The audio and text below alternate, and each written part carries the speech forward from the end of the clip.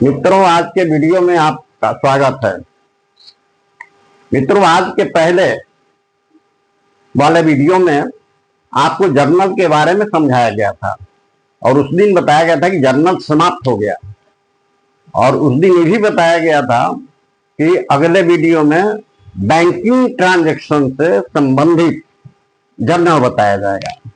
अलग एक banking chapter है जिसमें भी जर्नल ही पढ़ना है, लेकिन सामान्य जर्नल से इसमें बैंकिंग ट्रांजैक्शन में जो जर्नल है उसमें अंतर यही है कि सामान्य जर्नल में सभी तरह के लेन देनों के बारे में जर्नल पढ़े थे, लेकिन बैंकिंग ट्रांजैक्शन में उन्हीं लेन देनों का जर्नल पढ़ेंगे जिसका संबंध बैंक से है।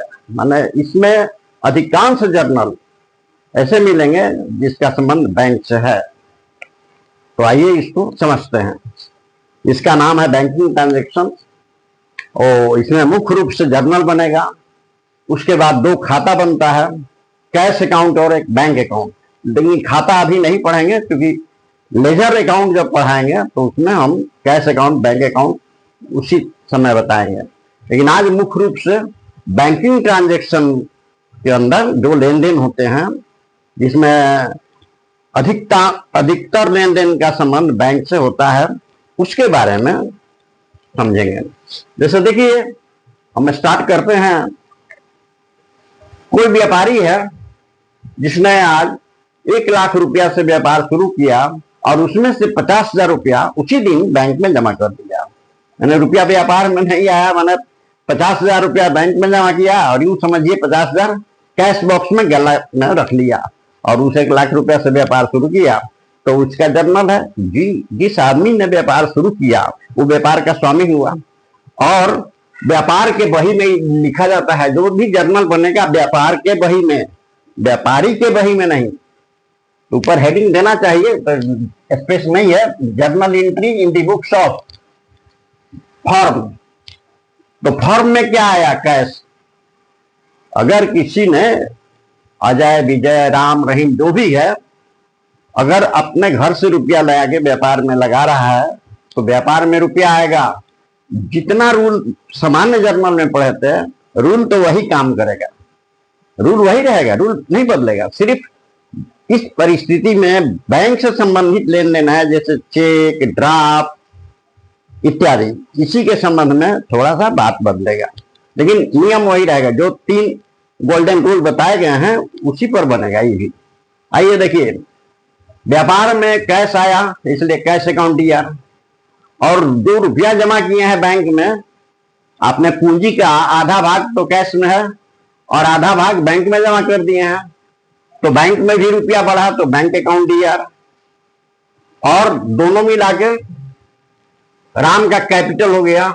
क्योंकि व्यापार के स्वामी का खाता होता है व्यापार के बही में, जिसको कैपिटल अकाउंट कहते हैं। फिर सुन लीजिए, व्यापार के बही में व्यापारी के खाता जो खुलते हैं उसी का नाम है कैपिटल अकाउंट। तो व्यापार के फर्म के बही में राम कैपिटल खुल गया।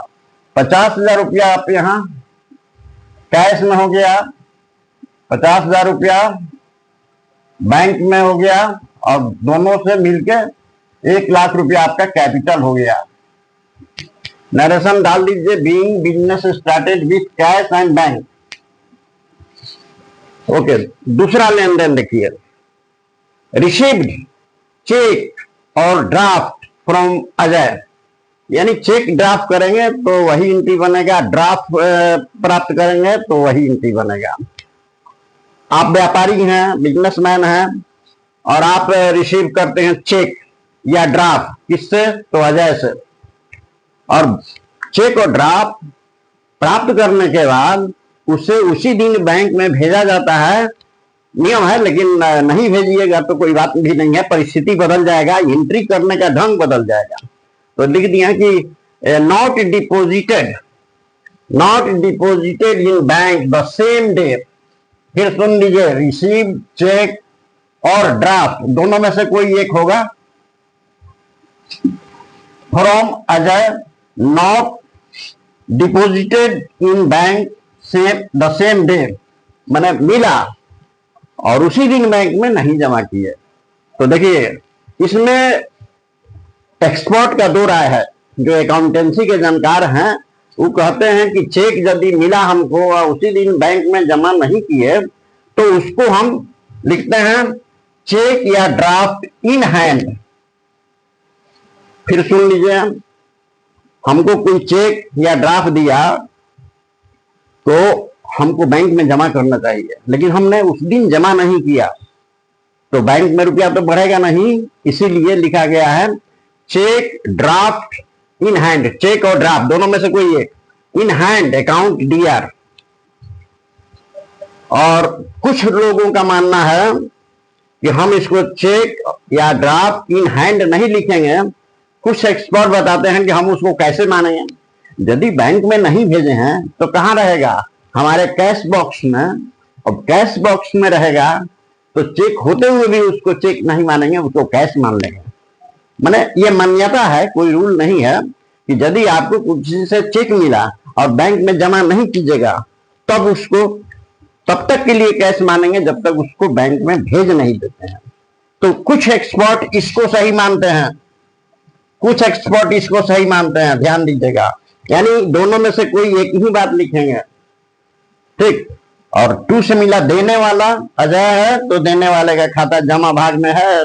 सामान्य जर्नल में नियम पढ़े हैं, लिख दीजिएगा बीइंग चेक या draft received from Ajay not deposited in bank Ajay. आगे बढ़ते हैं। वेन 2 नंबर में बताया गया है कि यदि आपको चेक मिला आप उसी दिन बैंक में नहीं जमा किए तब। ये 3 नंबर पर मिलता है आप 2 नंबर में चेक प्राप्त किए हैं उसको अगले दिन बैंक में जमा कर देते हैं तब।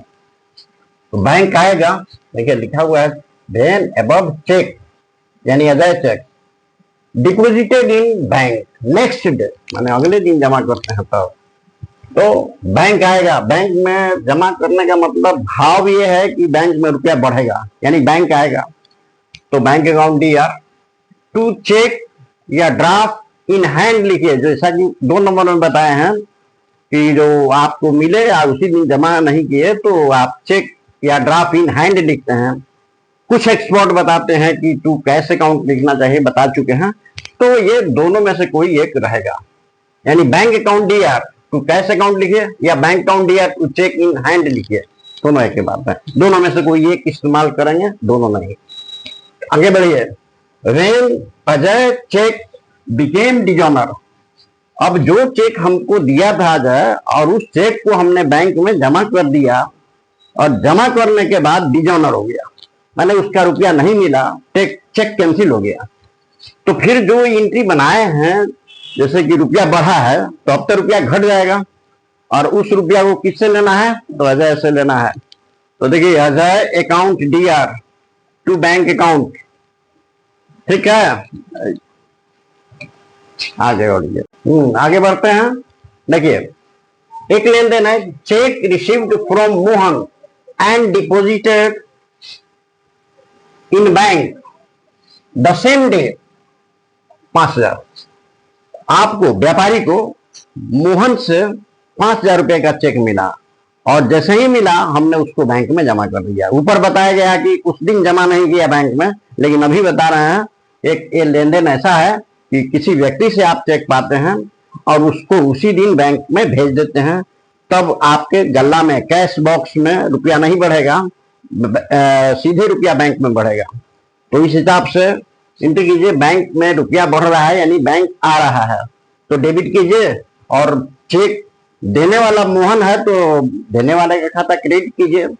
जैसा कि आप साधारण जर्नल में नियम पढ़े हैं, बैंक में रुपया आ रहा है बैंक डेबिट और देने वाला मोहन है इसलिए मोहन का खाता क्रेडिट करेंगे। जो समझ गए? और आपने जमा कर दिया।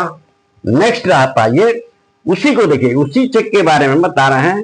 यदि मोहन का चेक हमने बैंक में जमा कर दिया और 2-3 दिन के बाद बैंक ने सूचना दिया कि आपका चेक डिजॉनर हो गया, डिजॉनर माने इसका रुपया नहीं मिला, तो बैंक तो आपसे फिर रुपया काट लेगा जो बैंक में आपको जमा किया था। तो बैंक उसी का उल्टा एंट्री कर दीजिए। यानी मोहन यहाँ क्रेडिट में है तो मोहन यहाँ डेबिट कर दीजिए, और बैंक डेबिट में है तो बैंक को क्रेडिट कर दीजिए। यानी चेक मिलने के पर, चेक प्राप्त होने पर जो लेखा आप बनाते हैं वही लेखा यहाँ उलट करके बना दीजिए जो डिजॉनर हो रहा है तब। यानी डिजॉनर पर वही लेखा बनाइए जो ये जो मिलने पर बना है उसका उल्टा कर दीजिए। यही तो आगे बढ़ते हैं। एक ये लेन देन देखिए आप, लिखा हुआ है receive cheque from Ram ₹5000 endorse मैंने बेचान करना, मैंने दे देना। Endorse to Rahim the same day. आप व्यापारी हैं, आपको राम से 5000 रुपये का चेक मिला, आप अपने बैंक में नहीं भेजे बल्कि रहीम से कुछ कर्जा था, उस एवज में आपने उस चेक को रहीम के हाथ बेचान कर दिया, तो चेक तो आपके पास रहा नहीं। और इस तरह से गौर कीजिए, इसमें दो लेन देन छुपे हुए हैं। एक तो आप चेक पाए हैं राम से वो, और दूसरा रहीम को दिए हैं वो। अगर आप अलग अलग एंट्री करना चाहें तो आप दो एंट्री बना सकते हैं। देखिए ध्यान से, रफ में समझाते हैं आपको। इसमें दो चीज है। रिसीव फ्रॉम राम 5000, 5000 का चेक राम से पाया तो उसका आप एंट्री कर दीजिए। बैंक अकाउंट DR 5000 टू किससे मिला है? राम देने वाला है तो राम देने वाले का खाता क्रेडिट कर दीजिए 5000। एक एंट्री तो ही हुआ, लिख दीजिए narration being check received from Ram. और उस चेक को आप क्या किया, तुरंत रहीम को बेच दिया, रहीम के हाथे बेचान कर दिया। एंडोर्स मैंने बेचान करना, दे देना। तो पाने वाला यहाँ रहीम है, आप चेक देते हैं तो रहीम चेक पाएगा। तो Rahim account DR, Rahim account DR to bank account. Being लिखिए Ram cheque endorse to Rahim. तो आप देखें दो एंट्री हुआ, एक चेक पाने का और वही चेक देने का।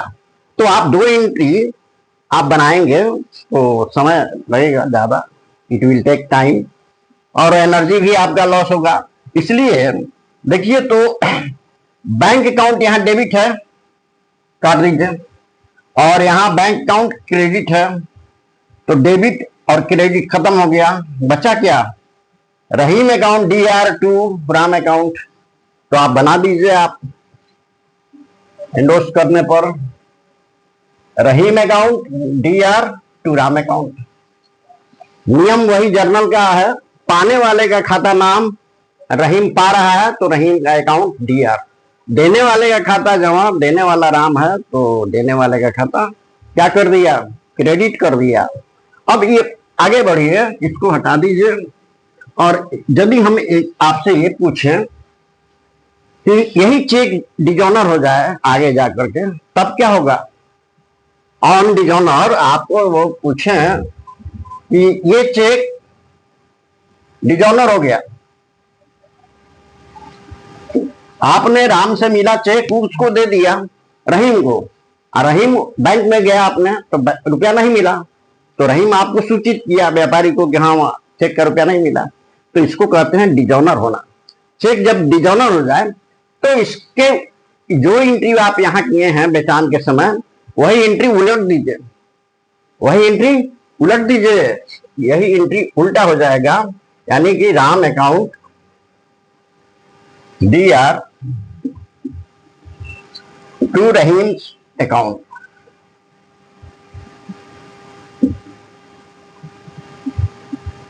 $5000 being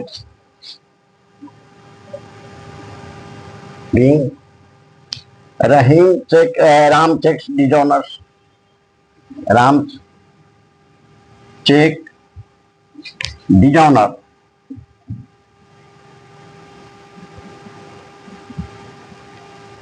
तो आप समझ गए, हमको एक चेक मिला राम से, हमने उस चेक को उसी दिन रहीम के नाम बेचान कर दिया, तो ये एंट्री। हालांकि इसमें दो लेन देन है, दोनों को समझा के तब हमने इसको किया है। और यदि यही चेक डिजोनर हो जाए तो इस एंट्री को उलट दीजिए तो डिजोनर हो जाएगा। ठीक है, आगे बढ़ते हैं। एक लेन देन है, देखिए, interest on deposit allowed by bank. आपका जो रुपया जमा है बैंक में, आप बैंक में रुपया जमा करते हैं तो बैंक एक निश्चित अवधि के बाद हर 6 महीना पर या 3 महीना पर आपके जमा रुपया पर ब्याज देता है। तो बैंक आपको ब्याज बुला के नहीं देगा, आपको कॉल नहीं करेगा कि आप आइए ले लीजिए, वो ब्याज आपके खाता में ऐड कर देगा, बढ़ा देगा। तो रुपया बैंक में बढ़ा तो बैंक अकाउंट डीआर, रुपया बैंक में बढ़ा यानी बैंक आया, और ये इंटरेस्ट आपके लिए आमदनी है, इसलिए आमदनी क्रेडिट होगा। क्यों ऐसा क्यों कहते हैं? आप जर्नल के सामान्य जो 3 नियम बताए गए हैं उसमें तीसरा नियम बताया गया है कि debit all expenses and credit all income and gains. तो credit all income and gains, तो गेन ये हुआ या लाभ कहिए या आमदनी कहिए, तो क्रेडिट हो गया, और बैंक में रुपया पड़ रहा है इसलिए बैंक क्रेडिट हो गया। Interest on deposit allowed by bank, आपका रुपया जो बैंक में जमा है उस रुपया पर बैंक आपको ब्याज देता है, तो ब्याज लाभ है आपके लिए, यानी आमदनी है, इसलिए क्रेडिट में जाएगा। और रुपया बैंक में बढ़ा इसलिए बैंक डेबिट होगा। 2000 रुपया यहां पर डेबिट में और 2000 रुपया क्रेडिट में, आमदनी समझ के। नेक्स्ट आइए दूसरा, यहां तो बैंक आपको ब्याज दिया है और अब बैंक आपसे खर्च ले रहा है। बैंक जितना आपको काम करे, आप बहुत काम करते हैं बैंक में, रुपया जमा करते हैं, रुपया निकालते हैं, किसी को चेक देते हैं, तो ये सारा काम आपका बैंक करता है। इस काम के एवज में बैंक आपसे कुछ कमीशन लेता है या एक्सपेंसेस के नाम पर कुछ लेता है, उसी का एंट्री बताने जा रहे हैं। बैंक चार्ज कमीशन और एक्सपेंसेस 200 रुपया। तो ये कमीशन या एक्सपेंसेस तो आपके लिए खर्च हुआ ना, आपके लिए कमीशन बैंक जो ले रहा है आपसे या चार्ज कर रहा है खर्चा के नाम पर, तो वो आपके लिए खर्च हुआ। तो नियम कहता है कि बैंक चार्जेज कहिए, चाहे बैंक कमीशन कहिए, चाहे बैंक एक्सपेंसेस कहिए, तीनों में कोई लिखिए बैंक कमीशन अकाउंट डीआर या बैंक एक्सपेंसेस अकाउंट डीआर, क्योंकि सभी खर्चों को, हानियों को डेबिट करते हैं, इसलिए खर्चा है ही डेबिट हो गया। और रुपया बैंक से घटेगा, यानी बैंक आपसे मांगने नहीं आएगा कि खर्चा हुआ है, काम किए हैं, खर्चा दीजिए, वो आप बैंक आपके खाता से काट लेगा, आपका जो रुपया जमा है उससे काट लेगा। तो रुपया घट गया बैंक में, इसलिए बैंक क्रेडिट हो जाएगा। क्या बोल दिया, क्या ध्यान। आगे बढ़ते हैं। देखिए, एक लेन देन है, Drew from bank for personal expenses ₹5000। ये ड्रू का मतलब होता है निकालना, और फ्रॉम बैंक मैंने बैंक से, फॉर पर्सनल एक्सपेंसेज। देखिए, पर्सनल एक्सपेंसेज का मतलब होता है कि व्यापार का स्वामी कह रहा है कि अपने पॉकेट खर्चा के लिए बैंक से रुपया निकाला। पर्सनल एक्सपेंसेस किसका होता है? हमेशा व्यापार के स्वामी का होता है। तो इसको समझिएगा कि व्यापार के स्वामी का भाषा है, लैंग्वेज है, और व्यापारी कह रहा है कि व्यापार के पैसे में से हमने अपने पॉकेट खर्चा के लिए रुपया निकाला। तो रुपया कहाँ से जाएगा? बैंक घट जाएगा। कोई भी खर्च होता है उसको डेबिट होगा, चाहे वो व्यापार का खर्च हो या व्यापारी का स्वयं का खर्च हो। रेंट, सैलरी व्यापार का होता है, लेकिन ये ड्रॉइंग आजाद पर्सनल एक्सपेंसेस स्वामी का होता है। तो कोई भी खर्चा है तो डेबिट होगा, इसलिए ये डेबिट हो गया। और रुपया कहां से गया? भुगतान कहां से होगा? इस खर्चे का भुगतान कहां से होगा? तो बैंक से, इसलिए बैंक क्रेडिट हो गया। समझ गया? इसका दूसरा देखिए, दूसरा ध्यान दीजिए, बहुत इंपॉर्टेंट ये लेन देन है। Purchase fix deposit in bank for ₹50,000।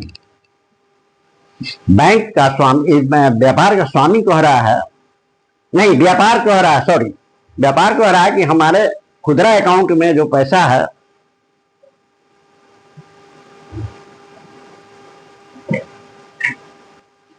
आ गया, ये fix deposit purchase fix deposit in bank 50,000, और रुपया रिटेल अकाउंट में रहे, सेविंग अकाउंट में रहे, तो उसको कैश इन हैंड कहते हैं। और जब आप फिक्स कर देते हैं तो वो एक दीर्घकालीन संपत्ति बन जाता है, माने लंबी अवधि के लिए आपका रुपया बैंक में जमा हो जाता है और उस बीच में आप निकाल नहीं सकते। मान लीजिए 3 वर्ष के लिए या 5 वर्ष के लिए रुपया आप फिक्स कर देते हैं, तो इसका मतलब हुआ कि 3 या 5 वर्ष के पहले आप नहीं निकाल सकते हैं, ठीक है। तो आपने जो फिक्स किया उसको फिक्स डिपॉजिट कहिए चाहे इन्वेस्टमेंट कहिए, विनियोग, तो ये एक संपत्ति अलग माना जाता है। तो रुपया फिक्स किए हैं तो फिक्स डिपॉजिट अकाउंट डीआर कीजिए, purchase fix deposit in bank, fix deposit संपत्ति हो गया इसलिए डेबिट होगा, या इसके बदले में एक दूसरा शब्द प्रयोग होता है इन्वेस्टमेंट अकाउंट डीआर। ये दोनों में से कोई इस्तेमाल कर सकते हैं, फिक्स डिपॉजिट लिखिए चाहे इन्वेस्टमेंट लिखिए, संपत्ति है इसलिए डेबिट होगा। और उसको खरीदने के लिए, इस संपत्ति को खरीदने के लिए रुपया कहां से गया है, तो रुपया आपके रिटेल अकाउंट, जो सेविंग अकाउंट में रुपया रखे हैं वहां से जा रहा है, यानी बैंक घट रहा है। Being purchase fix deposit from bank. Okay, समझ गए। आज के वीडियो में इतना ही। अगर आपको पसंद आए तो वीडियो को लाइक कीजिए, चैनल को सब्सक्राइब कीजिए। अगले वीडियो में हम आपको इसी लेन देन से संबंधित, या फिर अगर इसमें मैटर नहीं होगा तो हम लेजर अकाउंट के बारे में आपको पढ़ाएंगे।